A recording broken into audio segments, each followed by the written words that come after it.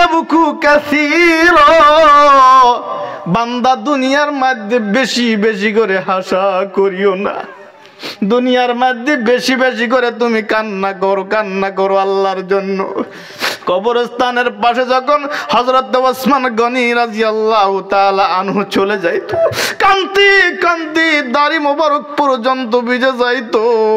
জিজ্ঞাসা করলেন আল্লাহর প্যারা বান্দা হযরত ওসমান গনিকে জিজ্ঞাসা করা হলো, ওসমান আপনি তো জান্নাতের সার্টিফিকেট পাইছেন, আবার কবরের কাছে আসার পরে এত কেন আপনি কান্না করেন? দয়া করে আপনি বলেন না যে নাকি জান্নাতের সার্টিফিকেট দেওয়া হয়েছিল।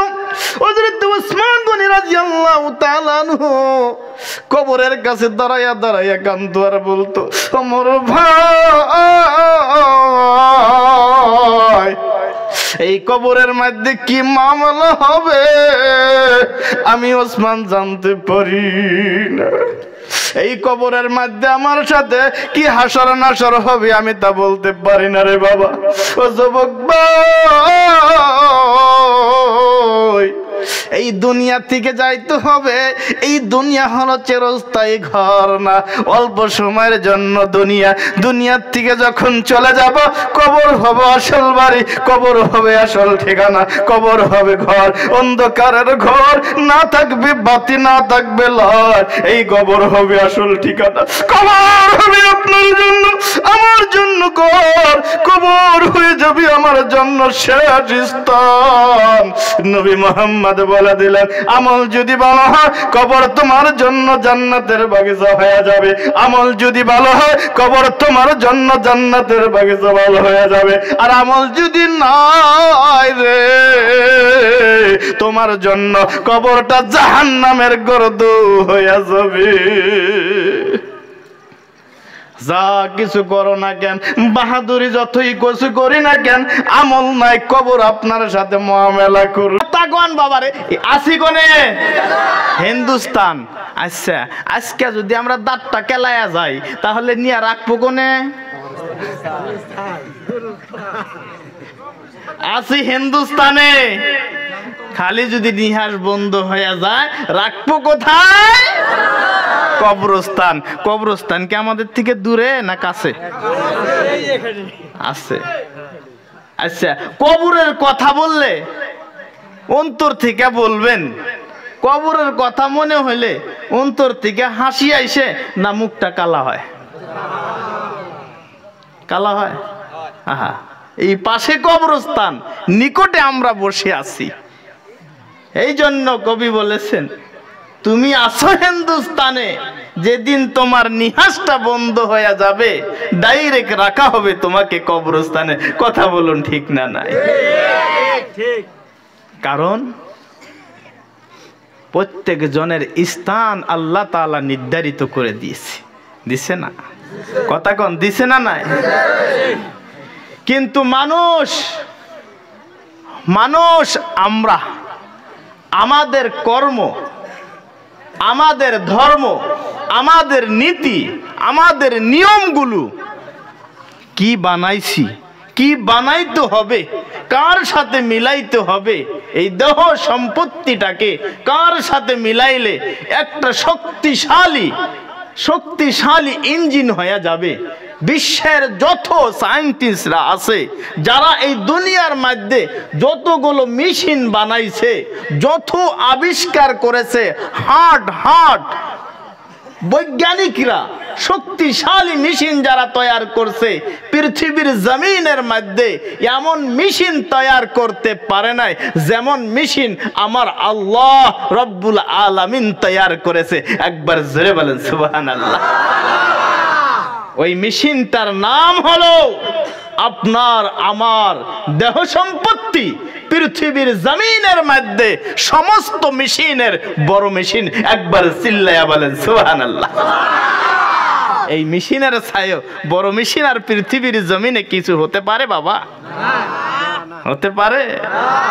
কিছুই না। তাহলে বলুন এই মেশিনের দাম বেশি না কম?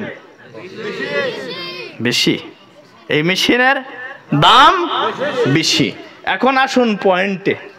এই মেশিনটাকে সার্ভিসিং করার জন্য কিসের প্রয়োজন আছে? ডিজেলের?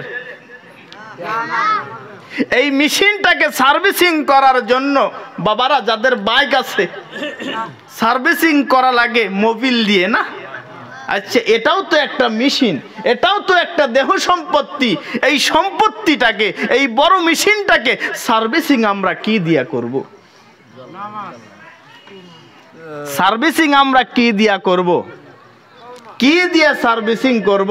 এই দেহ সম্পত্তিটাকে, মেশিনটাকে সার্ভিসিং করার জন্য আল্লাহর পক্ষ থেকে আল্লাহর বাণী 4খানা কিতাব আল্লাহ তাআলা দুনিয়ার মধ্যে দিয়েছেন। 4খানা কিতাব, আসমানি কিতাব, তাওরাত, জাবুর, ইনজিল, কোরআন। আখিরি কিতাব হলো পবিত্র কোরআনুল কারীম। মহান রব্বুল আলামিন জানিয়ে দিলেন, এই পৃথিবীর জগতের মানুষেরা, তোমাদের এই মেশিনটাকে সার্ভিসিং করতে চাইলে, তোমরা যদি তোমার দেহটাকে তোমরা যদি সার্ভিসিং করতে চাও, এই সার্ভিসিং করার জন্য একটা গ্রন্থ আমি আল্লাহর বাণীকে তোমার জীবনে ফিট করিয়া নাও, তুমি মেশিনের সাথে জড়িত করিয়া নাও, তাহলে তোমার দেহটা সার্ভিসিং হয়ে যাবে, পরিষ্কার হয়ে যাবে। একবার চিল্লায়া বলেন সুবহানাল্লাহ। তাহলে এবার বলুন, যে এই জায়গার মধ্যে আমরা বসছি, এই জায়গার মধ্যে সার্ভিসিং করার চিজ আছে না নাই? বাণী আছে না নাই? এক হলো মাদ্রাসা, এক হলো কবরস্থান। দুটাই বড় ভয়ঙ্কর।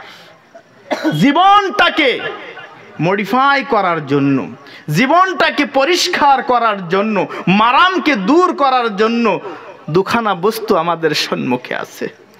একখানা হলো কালামুল্লাহ, আর একদিকে হলো কবরস্থান। আমার মুসলমান ভাইরা,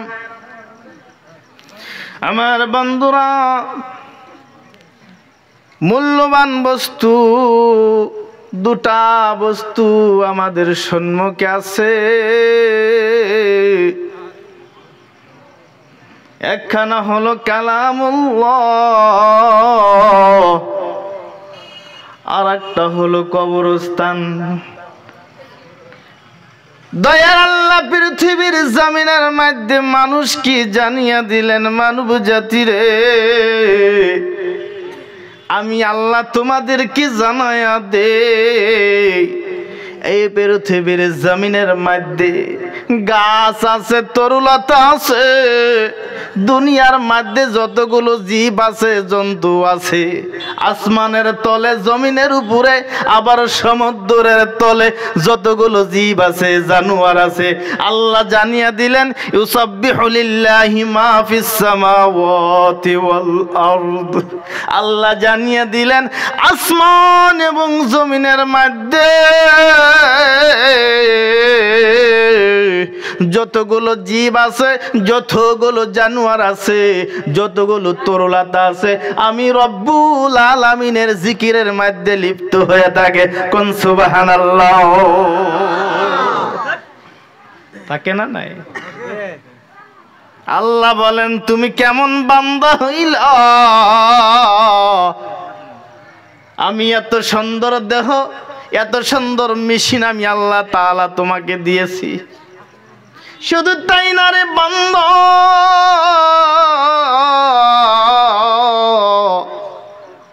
আমি আল্লাহ তাআলা তোমাকে পৃথিবীর জমিনের মধ্যে আসার আগে, তোমাকে এই দুনিয়াতে পাঠানোর আগে, আমি আল্লাহ তাআলা তোমাকে মৃত্যু বলে আমি ঘোষণা করেছিলাম। তাফসীর ইবনে কাসিরের মধ্যে আছে, মানুষ দুনিয়াতে আসার আগে মানুষটা কোথায় ছিল? মহান রব্বুল আলামিন বলেন, তুমি পৃথিবীর জমিনের মধ্যে আসার আগে তুমি ছিলাম মৃত্যু। আল্লাহ তাআলা বলেন, এই দুনিয়ার মধ্যে মানব জাতিকে এত সম্পদ দিয়ে আমি আল্লাহ তাআলা বানাইলাম, মানব জাতিকে এমন সম্পদ দিয়ে আমি আল্লাহ তাআলা বানাইছি, গাছের তরুলতা যদি আমার জিকির করতে পারে, আসমানের পাখিগুলো যদি আমি আল্লাহ তাআলার জিকির করতে পারে, কেন বান্দা তুমি পারবা না? আল্লাহ তাআলা বলেন, কাইফা তাকফুরুন, কেন কেন কেন কেন বান্দা তুমি পৃথিবীর জমিনের মধ্যে আমি আল্লাহ তাআলাকে তুমি কেন ইনকার করতেছ? তুমি কি জানো না, তুমি এই পৃথিবীর জমিনের মধ্যে আসার আগে তুমি ছিলে মৃত্যু, সুম্মা সুম্মা ইউমীতুকুম, এই জগতে আসার আগে তুমি ছিলা মৃত্যু। তুমি কোথায় ছিলা? আল্লাহ তাআলা বলেন তুমি পৃথিবীর জমিনের আগে আসার আগে তুমি ছিলা মৃত্যু। তোমার রূহটাকে পৃথিবীর জমিনের মধ্যে গাছ গছনি তরু লতা হাটামাটোর বাগান সবজির মধ্যে তোমার রূহটা ছিল। আল্লাহ রাব্বুল আলামিন সেখান থেকে আল্লাহ রাব্বুল আলামিন পুনরায় তোমাকে রূহ দিয়া দুনিয়ার মধ্যে পাঠাইলো। সুম্মা ইউহয়িকুম সুম্মা ইউমীতুকুম সুম্মা ইউহয়িকুম, তোমাকে মৃত্যু থেকে আমি আল্লাহ তাআলা পুনরায় জিন্দা করে দুনিয়ার মধ্যে আমি পাঠাইলাম। আল্লাহ বলেন বান্দা কেন তুমি আমাকে ভুলিয়া গেলা? আমি আল্লাহ মায়ের গর্ভের মধ্যে তোমাকে তিল তিল করে আমি তোমাকে মায়ের গর্ভের মধ্যে আমি তোমাকে মানুষ বানাইছি। আমি আল্লাহ মায়ের নাভির সাথে নাভিটা জরিপ করে দিয়া রে আমি আল্লাহ তাআলা তোমাকে খাদ্য পৌঁছাইছি। মায়ের গর্ভের মধ্যে বড় আমি তোমাকে সুরক্ষিত রাখছি। না গেছে বাতাস, না গেছে হাওয়া। আল্লাহ তাআলা বলেন ফি করারিম মাকিন, বড় সুরক্ষিত করে বড় সুন্দর করে আমি সেখানে রাখছি। মায়ের নাভির সাথে নাভিটা জরিপ করে দিয়া সেখানে আমি খানা পৌঁছিয়েছি। ওই খানা খাইয়া তিল তিল করে আমি আল্লাহ তাআলা তোমাকে আমি পৃথিবীর জমিনের মধ্যে মায়ের গর্ভ থেকে আমি পাঠাইছি। কেন বান্দা তুমি আমি আল্লাহ রাব্বুল আলামিনের কথা তুমি ভুলিয়া গেছো? আল্লাহ তাআলা বলেন তুমি আমাকে কেন তোমরা ভুলিয়া গেলা রে বান্দা? তুমি কি জানো না? তুমি একবার জিজ্ঞাসা করো, তোমার দাদার কাছে জিজ্ঞাসা করো, দাদা গো আমি যে দুনিয়ার মধ্যে আসবো আমার নামটা কি কেউ দুনিয়ার মধ্যে রাখছিল নি? আমার নামের খবর কি পৃথিবীর জমিনের মধ্যে কেউ বলতে পারছে? আল্লাহ তাআলা বলেন আল আতা আলাল ইনসানি হিনুম মিনাদ দাহরি লাম ইয়াকুন শাইআম মাযকুরা। তুমি কার ছেলে? হাবিব আলী দুনিয়ার মধ্যে আসবা, তুমি জন্মের আগে কেউ জানতো না তোমার নাম হাবিব আলী হবে, তোমার নাম হাসান আলী হবে। তুমি আমাকের সন্তান হবা, তুমি একটা ডাক্তার হয়ে যাবা, তুমি একটা ইঞ্জিনিয়ার হয়ে যাবা। দুনিয়ার কোনো মানুষ জানছিল না, তোমার পরদাদাও জানছিল না। আল্লাহ তাআলা বলেন আমি জানি বান্দা তোমাকে দুনিয়ার মধ্যে পাঠাইব, আমি তোমাকে কর্মসংস্থান দিব, আমি খানার ব্যবস্থা করে দিব, আমি ঘরের ব্যবস্থা করে দিব, সবকিছু আমি করে দেওয়ার পরে আল্লাহ বলেন বান্দা তারপরে আমি আল্লাহ তাআলা থেকে কেন দূরে চলে গেলাম? ও ভাই বড় দুঃখের কথা, আমি যখন কবরের পাশ দিয়ে যখন আসতেছিলাম, আমি সালাম দিতে আসতেছিলাম, ভাইরে আমার অন্তর কেঁপে উঠল। হাই রে আজকে এখান থেকে কবরের মধ্যে পাশে পাশে আমি হাইটা যাইতেছি। আমার মতো কত যুবক এই পৃথিবীর জমিনের মধ্যে শক্তি দেখাইছিল, আজকে তারা না।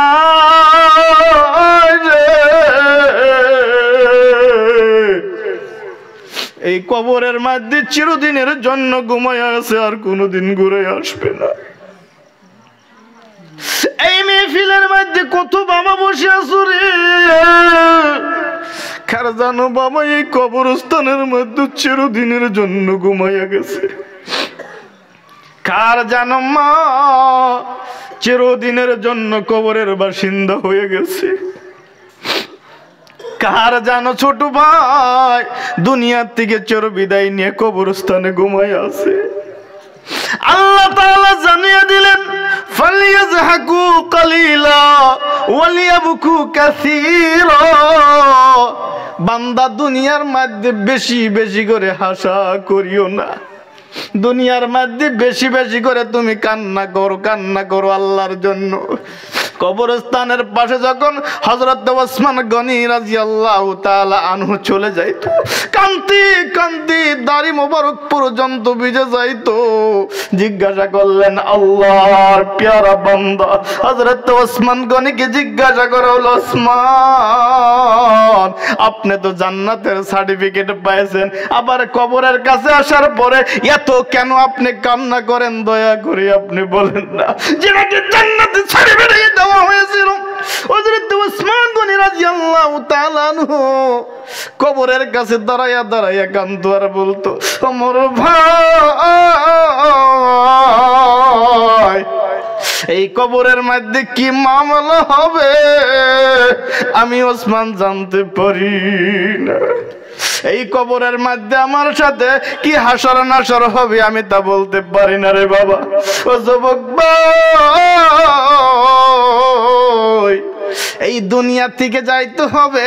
এই দুনিয়া হলো চিরস্থায়ী ঘর না, অল্প সময়ের জন্য দুনিয়া। দুনিয়ার থেকে যখন চলে যাব কবর হবে আসল বাড়ি, কবর হবে আসল ঠিকানা, কবর হবে ঘর, অন্ধকারের ঘর, না থাকবে বাতি, না থাকবে লাইট। এই কবর হবে আসল ঠিকানা। কবর হবে আপনার জন্য, আমার জন্য ঘর, কবর হয়ে যাবে আমার জন্য শেষ স্থান। নবী মুহাম্মদ বলে দিলেন, আমল যদি ভালো হয় কবর তোমার জন্য জান্নাতের বাগিচা হয়ে যাবে। আমল যদি ভালো হয় কবর তোমার জন্য জান্নাতের বাগিচা ভালো হয়ে যাবে। আর আমল যদি নাই রে, তোমার জন্য কবরটা জাহান্নামের গর্ত হয়ে যাবে। যা কিছু করো না কেন, বাহাদুরি যতই কিছু করি না কেন, আমল নাই কবর আপনার সাথে মুআমালা করবি না। রব্বুল আলামিন ডাক দিয়ে বলেন, কুল ইন্নাল মাউতাল্লাযী তাফিরুনা মিন ফাইন্নাহু মুলাকীকুম। রব্বুল আলামিন ডাক দিয়ে বলেন, নবী গো আমার বন্ধু জানিয়ে দাও, জানিয়ে দাও পৃথিবীর মানুষগুলো যারা এই মউত থেকে ভাগতেছে, দৌড়াদৌড়ি করতেছে, আল্লাহ বলেন না না, আমার মউত থেকে পালায়ন করতে পারবা না, আমার মউত থেকে ভাগতে পারবা না। তুমি যদি হালকাতের মধ্যেও থাকো, তুমি যদি জমিনের তলেও থাকো, আমি আল্লাহ রাব্বুল আলামিন তোমাকে ধরে নিয়ে আসবো। ফাইন্নাহু মুলাকীকুম, ওই আল্লাহ তাআলার দিকে ঘুরিয়া যাইতে হবে রে, যে আল্লাহ তাআলা গায়বের খবর জানে, যে আল্লাহ তাআলা জাহিরি খবর জানে। সুম্মা তুরাদ্দুনা ইলা আলিমুল গায়বি ওয়াশ শাহাদা ফায়ুনাব্বিউকুম বিমা কুনতুম তা'মালুন। যে আল্লাহ তাআলা বাতিনিও জানে, যে আল্লাহ তাআলা জাহিরিও জানে, সেই রব্বুল আলামিনের দিকে তোমার ঘুরিয়া যাইতে হবে। কথা বলুন ভাই, ঠিক না? না ঠিক? কষ্ট পাইতেছেন যুবক ভাইয়েরা? আমার মুসলমান ভাইয়েরা, আমার মা বোনেরা গো, বিশ্ব নবীর বেটি মা ফাতেমা রাদিয়াল্লাহু তাআলা আনহা, যিনাকে জান্নাতের সার্টিফিকেট দেওয়া হয়েছিল, তাকে জান্নাতের মহিলাদের সরদারনি বলে ঘোষণা করলেন নবী মুহাম্মদ রাসূলুল্লাহ সাল্লাল্লাহু আলাইহি ওয়াসাল্লাম। ঘোষণা করেছেন জান্নাতের মহিলাদের যিনি সরদারনি হবেন তিনি হবেন আমার বেটি মা ফাতেমা। এই ফাতেমা রাদিয়াল্লাহু তাআলা আনহা পৃথিবীর জমিন থেকে যখন বিদায় হয়ে যাওয়ার কিছু মুহূর্ত আগে একদিন সকালবেলা উঠিয়া কাপড় ধুত করার জন্য সমস্ত কাপড়গুলো বাহির করেছে, বাড়ির মধ্যে সমস্ত কিছু কাপড়গুলো বাহির করেছে, আর কালাই পিষতেছে একটা হাত দিয়ে দিয়ে। ইতিমধ্যে তেনার স্বামী আর